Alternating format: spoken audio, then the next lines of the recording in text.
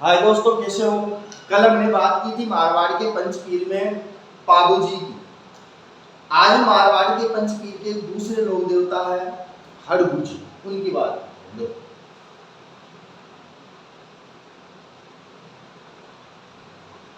मारवाड़ के पंचपीर, मारवाड़ के पंचपीर की मैंने भी बताई थी आपको। मेरा पाबू गोगा है, मैं से मांगलिया मेहा जी, रा से रामदेव जी, पाबू से पाबू जी, गोगा से गोगा जी और है से हड़बू जी। तो आज जो हम लेंगे राजस्थान के लोक देवताओं में, मारवाड़ के पंचपीरों में, वो रहने वाले हैं हड़बू जी। तो हड़बू जी से जुड़ी हुई कुछ महत्वपूर्ण बातें और आपके एग्जाम की दृष्टि से महत्वपूर्ण क्वेश्चन। बात करूं मैं हड़बू जी की, नंबर 2।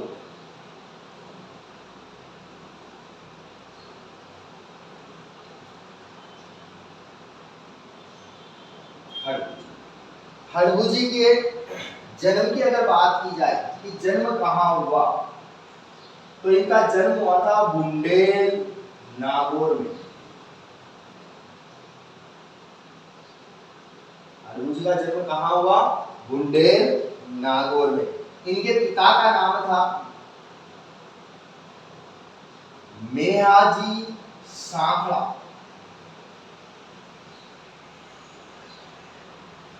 क्या नाम बताया? मेहाजी सांखड़ा। इनका मौसेरा भाई था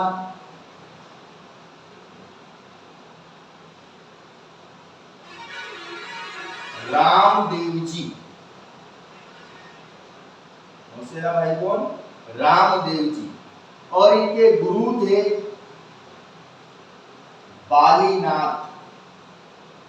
तो देखो, एक उम्र होती है, उस उम्र में जो हड़बू जी थे थोड़े से आवारा कह सकते हैं कि थोड़ी सी प्रगति की इसी प्रकार की थी। तो कहते हैं कि एक बार मेहा जी रामदेव जी से मिलते हैं और कहते हैं कि बेटा, तूने तो काफी अच्छी प्रसिद्धि पाली, मेरे जो हड़बू जी है, हड़बू है या हड़बू जी है, उनको भी थोड़ा शिक्षा दीक्षा दो। तो कहते हैं इनके कहने पर रामदेव जी हड़बू जी से मिले और मिलकर हड़बू जी से कहा कि भाई, तू कहाँ ऐसे घूमता रहता है? मेरे एक गुरु जी है जिनका नाम है बालीनाथ। ध्यान रखना, रामदेव जी के गुरु का भी नाम भी बालीनाथ है और हड़बू जी के भी बालीनाथ है। रामदेव जी के कहने पे ही हड़बू जी ने अपना गुरु बालीनाथ को बनाया था और इनसे शिक्षा दीक्षा प्राप्त की थी। और इनसे जो शिक्षा प्राप्त की वो शिक्षा थी शकुन शास्त्र की शिक्षा। कौन सी शिक्षा? शकुन शास्त्र की शिक्षा। किससे ली? बालीनाथ जी से। तो शिक्षा इन्होंने क्या ली थी? शकुन शास्त्र की शिक्षा।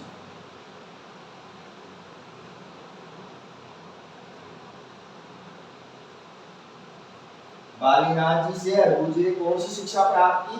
शकुन शास्त्र की शिक्षा प्राप्त की। बात करें कि हड़बू जी, तो हड़बू जी एक अच्छे योगी थे। ये एक अच्छे योगी भी बताए गए हैं। इसके अलावा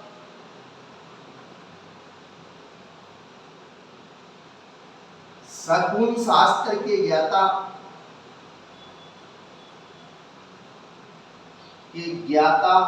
व ज्योतिष भी बताए गए हैं।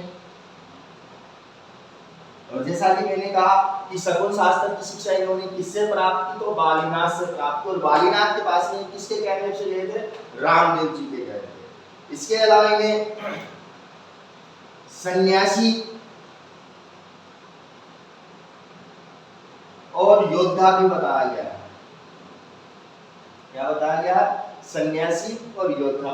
तो ये हड़बू जी जो थे एक अच्छे योगी भी रहे हैं, शकुन शास्त्र के ज्ञाता भी रहे हैं, ज्योतिष के ज्ञाता भी रहे हैं, इसके अलावा सन्यासी और योद्धा भी रहे हैं। तो हड़बू जी का जन्म बुंदेल नागौर में हुआ। इनके पिता का नाम मेहाजी सांखड़ा था। मौसेरा भाई रामदेव जी थे, जिनके कहने पर इन्होंने अपना गुरु बालीनाथ को बनाया। और बालीनाथ को बनाने के बाद में इन्होंने बालीनाथ से शकुन शास्त्र की शिक्षा प्राप्त की। तो एक बार आप यहां तक बताओ, फिर आगे बढ़ते हैं।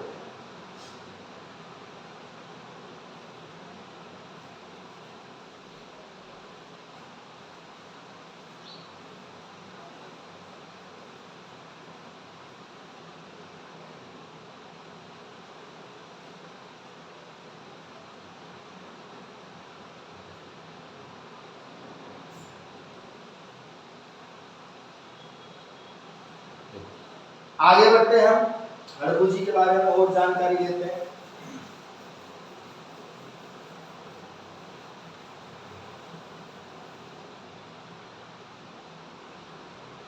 बात करें कि हड़बू जी का मंदिर कहाँ है,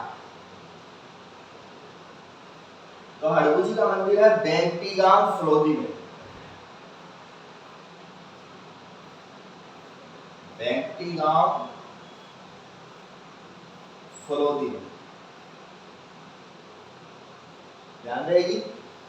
इसके अलावा अगर बात की जाए कि बेंटी गांव में इसका निर्माण मंदिर का किसने करवाया, जानिए कर लो, इस मंदिर का निर्माण किसने करवाया था, तो ध्यान रखना इस मंदिर का निर्माण करवाया था जोधपुर के शासक,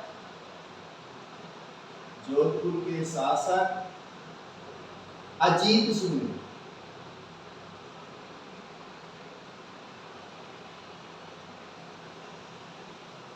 इसने अजीत सिंह ने। अब ये मंदिर वाली जगह किसने दी थी, ये मंदिर के लिए जो ये जगह है बेंटी गांव फलोदी जोधपुर, तो जोधपुर के एक शासक थे राव जोधा। कौन थे, राव जोधा। राव जोधा एक बार मंडोर पे आक्रमण करने जा रहे थे, कहां पे, मंडोर पे आक्रमण करने जा रहे थे। तब उसी समय कहता है कि जोधपुर में हड़बू जी आए हुए थे, तो लोगों ने सुना कि भाई यह जो कहते हैं वो बात हमेशा सत्य होती है। तो मंडोर आक्रमण से पहले राव जोधा ने हड़बू जी को अपने दरबार में बुलाया और कहा कि मैं मंडोर पे आक्रमण करने जा रहा हूं, तो मेरी इसमें विजय होगी कि हार होगी। तो कहते हैं हड़बू जी ने राव जोधा को मंडोर विजय का आशीर्वाद दिया, और आशीर्वाद लेकर जब राव जोधा युद्ध करने गए तो इस युद्ध में राव जोधा की विजय हुई। और विजय होने के बाद में राव जोधा ने ये बेंटी गांव की जो जगह है, बेंटी गांव फलोदी में है, इस वाली जगह को दान किया था हड़बू जी को। तो ध्यान रखना कि बेंटी गांव फलोदी जोधपुर वाली जगह हड़बू जी को किसने दी, तो राव जोधा ने दी थी मंडोर विजय के उपलक्ष्य में। तो साइड में मैं लिख देता हूं, यह राव जोधा ने मंडोर विजय के उपलक्ष्य में प्रदान किया, मंडोर विजय के उपलक्ष्य में।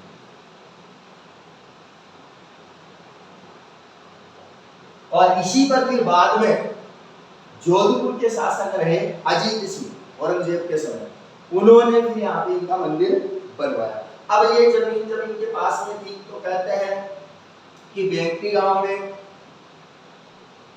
इनका आश्रम था पहले मंदिर की जगह। इस बेंटी गांव में जो हड़बू जी है, ये हड़बू जी, सॉरी पहले मंदिर की बात करें, मंदिर में हड़बू जी की मूर्ति की जगह है, हड़बू जी की जगह है, इनकी बैलगाड़ी की पूजा होती है, इनकी बैलगाड़ी की पूजा होती है। ध्यान रखना ये वही बैलगाड़ी है जिसमें हड़बू जी अपनी मतलब कि जो अपाहिज और लाचार गायें होती थी उनके लिए चारा पानी लेकर जाते थे।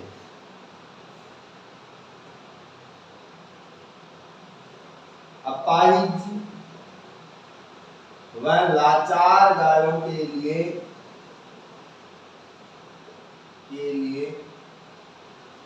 इसी में चारा पानी ले जाते थे। इसीलिए हड़बू जी को गोरक्षक देवता के नाम से भी जाना जाता है। इसके अलावा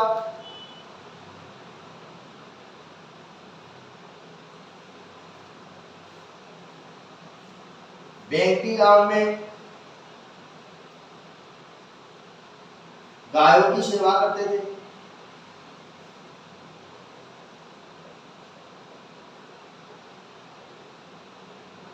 गायों की सेवा करते थे। और इस मंदिर के जो पुजारी है, वो पुजारी सांखड़ा राजपूत होते हैं। ध्यान रखना, सांखड़ा राजपूत इसके अलावा हड़बू जी को गोरक्षक देवता भी कहा गया है।